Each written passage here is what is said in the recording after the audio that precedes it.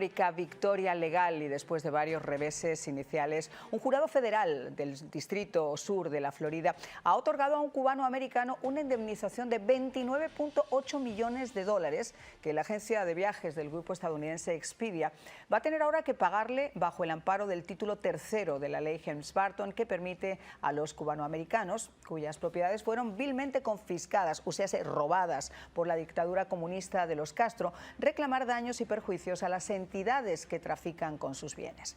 Y esto, señores, es una contundente victoria, no solo para este hombre que luchó por años por hacer valer sus derechos, sino también para la comunidad cubanoamericana en general, cuyas propiedades fueron usurpadas injustamente por este régimen hipócrita de comunistas Visa Oro y Olora Chanel y explotadas por empresas estadounidenses en colaboración con esa dictadura sanguinaria.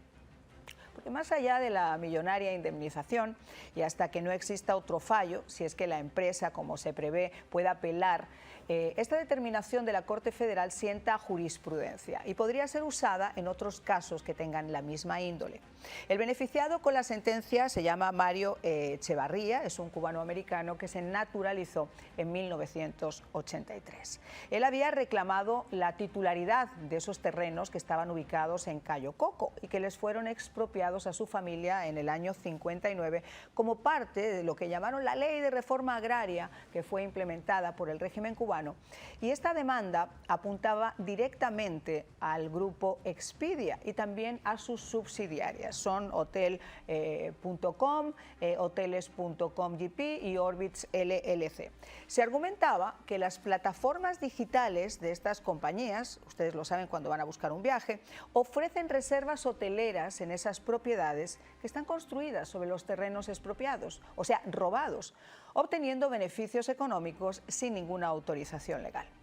En la isla de Cayo Coco, situada en la costa norte de Cuba, se encuentran los hoteles Iberostar Mojito, Iberostar Colonial y Pullman Cayo Coco, que son señalados en la demanda como involucrados en el tráfico de la propiedad confiscada. El juez federal se llama Federico Moreno y él presidió este caso, como les digo, con jurado, afirmando en su dictamen que las empresas demandadas obtuvieron beneficios económicos al ofrecer reservas en estos hoteles cubanos sin investigar si se encontraban sobre terrenos que estaban confiscados por la dictadura. Durante el juicio, un empleado de Expedia llegó a testificar que ni la empresa matriz ni tampoco las filiales habían solicitado al gobierno cubano ninguna documentación que fuera relacionada con la propiedad de los hoteles que ellos estaban operando, y además vendían al público a través de sus plataformas. Tampoco estaban considerando las implicaciones legales derivadas de esa ley Helms-Burton al ofrecer estos servicios. La reclamación de Echevarría se originó en el año 2019, cuando junto a otros 3 cubanoamericanos presentaron una demanda que al final fue desestimada un año después, en el 2020. En el 2023 decidió reactivar esa reforma, pero de forma individual, y logró llevarla a juicio con el resultado que hoy he querido traer ante ustedes, como les digo, no solo por la resiliencia personal de este hombre para hacer valer sus derechos, sino por esa puerta que quizá pueda abrirles a algunos de ustedes que estén en esta misma situación. Y es que la ley Helms-Burton, promulgada en el 96 durante la administración de Bill Clinton, estuvo en suspenso, parada, por más de 2 décadas debido al temor de conflictos diplomáticos. Pero su reactivación en el año 2019, durante el primer mandato del presidente Trump, que fue muy enfático en que ese mecanismo debería estar activo para que los cubanoamericanos, a quienes no solo obligaron a salir de su país, sino que les robaron sus hogares, pues tuvieran un mecanismo legal para poder reclamarlo. Ahora se han abierto las puertas a litigios como este que sientan precedentes en la lucha por los derechos sobre las propiedades confiscadas en Cuba bajo ese gastado cuentito comunista. Un sucio hipócrita relato social donde igualan en represión y en miseria a su pueblo, mientras que ellos, señores, engordan sus bolsillos y sus traseros, viviendo como reyes sin corona a costillas del sudor, el hambre y el secuestro, de la libertad de los cubanos. Comenzamos. Señores, quiero presentarles a mis invitados de esta noche. Nos acompaña Juan Antonio Blanco, presidente de Cuba, siglo XXI.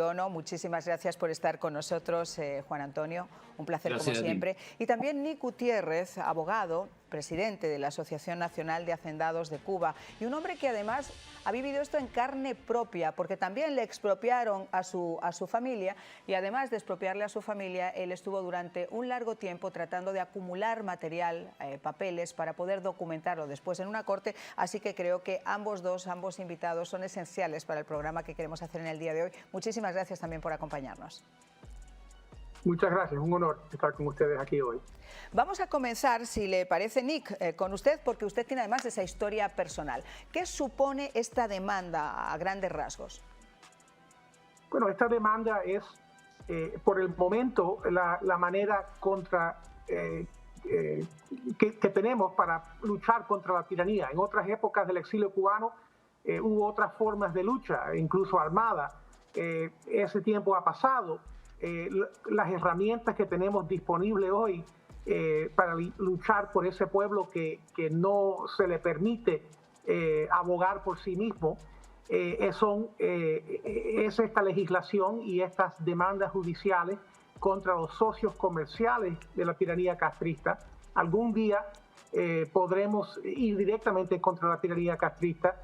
Cuando cambie, habrá mecanismos para recuperar propiedades robadas, como existió en Europa Oriental, pero en el interino, estando en el exilio, teniendo que acudir a las protecciones judiciales de un sistema libre como es el estadounidense, este es el vehículo que tenemos disponible para tratar de hacer justicia, aunque sea tarde, para los descendientes de esas familias que fueron confiscados. Y no solamente hace justicia para esa familia, es muy importante porque pone un eslabón hacia la reconstrucción del Estado de Derecho en Cuba. Esto ya está empezando aún con el régimen ahí, porque el mensaje claro que se le envía al mundo inversionista internacional es que hay consecuencias por invertir en propiedades robadas. Hay que investigar, igual que se investiga cualquier inversión pidiendo un título limpio, haciendo la diligencia debida, due diligence, para averiguar que el que te quiere vender o alquilar la propiedad de verdad tiene el derecho para hacerlo. Eso no ocurrió aquí en el caso de Expedia con Cuba. Esto es importante porque al ganar una victoria como se ha ganado en la Corte en este caso, inversionistas que son cobardes donde ellos invierten van a pensar dos veces. Es mejor invertir en Jamaica o en Puerto Rico o en Santo Domingo y no en Cuba, donde no hay protección jurídica alguna, donde no hay cortes independientes, donde no hay un colegio de abogados independiente, donde no hay la manera para cubanos de no solamente expresar su voz políticamente, pero también defender sus derechos judicialmente en las cortes. Y hay un costo para hacer esto. El turismo que iba a estos hoteles en Cayo Coco, donde no hay cubanos viviendo, o sea, el que vaya a Cayo Coco va por turismo, no va para asuntos culturales o religiosos o para ayudar al pueblo de Cuba. Nada de eso existe en Cayo Coco. Y es el caso en todos los hoteles, todo inclusivo a través de la isla, manejado por compañías hoteleras europeas y canadienses en contubernio con las Fuerzas Armadas de Cuba. Y contra eso se ha dado un golpe, todavía sujeto a adjudicación de los daños, apelación a la Corte de Apelaciones, incluso posiblemente a la Corte Suprema. Nick, pero yo quisiera, un paso muy importante. Quisiera entrar un poquito en ese tema. Hay muchas personas que nos están escuchando y obviamente esto puede sentar un precedente que es muy importante. Juan Antonio, ¿cuántos casos obviamente hay y ha habido de personas que las han obligado a salir de sus hogares, como yo decía, y no solamente eso, les han robado literalmente sus hogares con ese cuento de la expropiación y la confiscación de bienes, etcétera, etcétera? Han visto como muchos de esos hogares donde han criado a sus hijos, donde quizá los criaron sus padres, pues han pasado a formar parte de las propiedades de esos gerifaltes, lametraseros del régimen, o por el contrario han sido vendidos a compañías canadienses o a compañías, por ejemplo, europeas, para hacer sus famosos hoteles. Vamos a entrar un poquito en este tema porque me parece muy importante. La ley Helms-Burton, que se aplica desde el año 59, desde el 1 de enero del 59, o sea, no, desde el 96, perdona, fue en el 96 con Clinton, estuvo 2 decenios parada, en el 2019, en el primer mandato de Trump, se vuelve a poner efecto. Lo que quería decir es que todas esas propiedades que fueron expropiadas a partir del 1 de enero de 1959 entran dentro de ese capítulo tercero de la ley Helms-Burton. Pero la ley Helms-Burton aplica no solamente a los ciudadanos estadounidenses, sino a cualquiera, independientemente de su nacionalidad, que a sabiendas que le están traficando con su propiedad pueda poner la demanda aquí en Estados Unidos. Sí, las personas que fueron afectadas, por cierto, un detalle, porque hubo una época en que eso no estaba del todo claro. Una persona puede haber sido afectada sin haber sido en ese instante ciudadano americano. Sin embargo, si adquirió la ciudadanía antes de la promulgación de la ley, tiene derecho a reclamar las propiedades que le hayan confiscado. Me interesó mucho el comentario que tú hiciste al principio en relación a las casas y todas las cosas que le quitaron a las personas. En general, la ley está enfocada a poder reclamar infraestructuras productivas. Pueden ser tierras, pueden ser fábricas, etcétera, no tanto al tema de las casas. Sin embargo, lo curioso aquí es que toda la campaña contra la ley en Cuba se enfocó en meterle en la cabeza a cada cubano de que lo que le iban a quitar eran las casas y los hospitales y las escuelas que generalmente están si no son de nueva construcción, están en casas que en algún momento pertenecían a las personas que tuvieron que salir del país o perdieron las propiedades cuando fueron fusilados, cuando fueron llevados a la cárcel y demás. Y esto es interesante porque esas son las propiedades que después repartieron, y cuando no eran propiedades de primera gama, que se las repartieron entre la cúpula, pues hoy están en total destrucción. Hoy habría muchas personas que le rogarían a Dios o que los viejos propietarios volvieran y invirtieran en sus casas y también en fábricas y en los demás lugares donde ellos trabajan. Recuerdo que en la época del periodo especial hablé con un obrero tabacalero que me dijo, me encantaría que los propietarios de esta fábrica regresaran y la volvieran a poner en plena capacidad productiva y con una condición de modernidad que en este momento se ha deteriorado y aquí virtualmente trabajamos en condiciones primitivas. Así que toda esa propaganda, la realidad la ha desmentido y hoy la gente se enfrenta a que lo que tienen son ruinas improductivas en muchos casos, y aquello de lo que más valor pudiera sacarse, como es por ejemplo un terreno en el cual construyen un hotel nuevo de lujo y demás, eso es para los militares de Gaesa. Claro, y es que además es muy curioso porque en esos terrenos que son expropiados, independientemente de si es productivo o no es productivo, mucha gente tenía sus hogares también, o sea, producían, o sea, eran fincas grandes como esta de Cayo Coco, eran terrenos enormes que producían, pero al mismo tiempo tenían casas allá donde tenían que vivir y donde tenían que supervisar y que también fueron expropiadas. El caso ahora, y lo que yo quisiera preguntarle a Nick, obviamente una compañía como Expedia, y entendiendo que son 30 millones aproximadamente de dólares, que va a tener además que triplicar por 3, no estoy muy clara si esos dos individuos que en un momento dado se retiraron de esta demanda que la habían puesto inicialmente, pero que también eran damnificados, entrarán dentro del paraguas de lo que ocurrió con Echevarría, o si será ahora una situación aparte que ellos tienen que, una demanda aparte que ellos tienen que hacer a raíz de esta. Pero entendiendo que Expedia pueda presentar una apelación, lo que sí es claro es que el fallo judicial en estos momentos es viable para sentar jurisprudencia. Así es, así es. Sí, los otros demandantes ya quedaron fuera de esta demanda.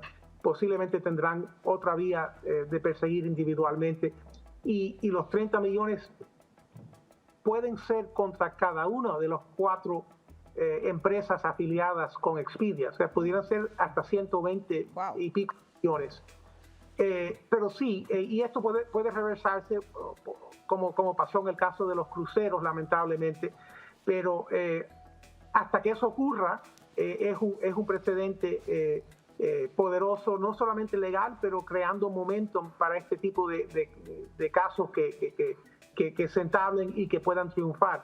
El presidente Biden en los últimos días de su administración suspendió el derecho de demandar bajo el título 3, pero eso tarda 14 días para entrar en vigor. Y en el 14º día ya el presidente Trump había tomado posesión y él rescindió, o sea, canceló, nulificó la suspensión de Biden 2 semanas antes. Entonces, el título 3 sigue en vigor, sigue plenamente abierto a demandas, no diferente a como estuvo desde marzo del 96 hasta mayo del 2019, cuando 4 presidentes sucesivos cada 6 meses suspendieron su efectividad. Pero eso ya ha cambiado bajo la administración de Trump. La administración de Biden aún lo dejó en vigor hasta el final y eso ya fue reversado. O sea, esta es una arma poderosa que existe. Los inversionistas extranjeros que dijeron, eso es una locura de algunos cubanos en Miami, eso más nunca va a ser realidad. Ahora ven que es realidad y ven que hay consecuencias que hay que pagar por el trafiqueo ilegal en propiedades confiscadas. Y el problema es que en Cuba, como el gobierno confiscó casi todo, claro, y la definición de traficar es bastante amplia. Cualquier actividad comercial en Cuba, aunque tenga licencia de la Tesorería Americana, como Expedia tuvo en cierto momento, aunque es claro que estaban violando la restricción que los viajeros que fueran no fueran por turismo, pero fueran bajo una de las 12 categorías aprobadas. Eso lo voy a preguntar. O sea, eso es importante también, pero como he explicado, en Cayo Coco es casi imposible ir en carácter diferente que no sea el turismo. En Inglaterra, también en Londres, la tiranía ha perdido una apelación contra una empresa a cual le debe dinero y a cual la ha demandado. O sea, se le está empezando a cerrar el cerco judicialmente al mismo tiempo que en Cuba. Claro, el tema aquí, Nick, es que las empresas americanas, según la ley, según rige la ley aquí, van a tener que pagar. Yo no estoy tan clara que el régimen cubano así acumule 200 derrotas, como hemos visto en Londres, pague algo. Lo dudo mucho. Creo que eso va a ser alguna cosa que va a ser más simbólica que fáctica. Pero sí quiero hacerles a los dos unas preguntas. Yo vengo de Europa, donde la gente se rasgan las vestiduras después del 11 de julio, pero muchos de esos líderes después llegan a la Unión Europea y como business is business y money talks, pues entonces resulta que es más importante seguir construyendo hotelitos en Cuba y seguir lavando el dinero de Gaesa y seguir haciendo un montón de cosas que atender las verdaderas necesidades del pueblo cubano. Y eso es una realidad. Muchos de esos hoteles son o canadienses o son europeos. Pero por lo que tengo entendido y porque acabo de ver ahora mismo en esta demanda, o sea, ¿por qué no demandar a los hoteles y por qué hacerlo con un operador que al final del día sería como el segundo en la línea por el hecho de ser americanos? Me lo cuentan después de la pausa.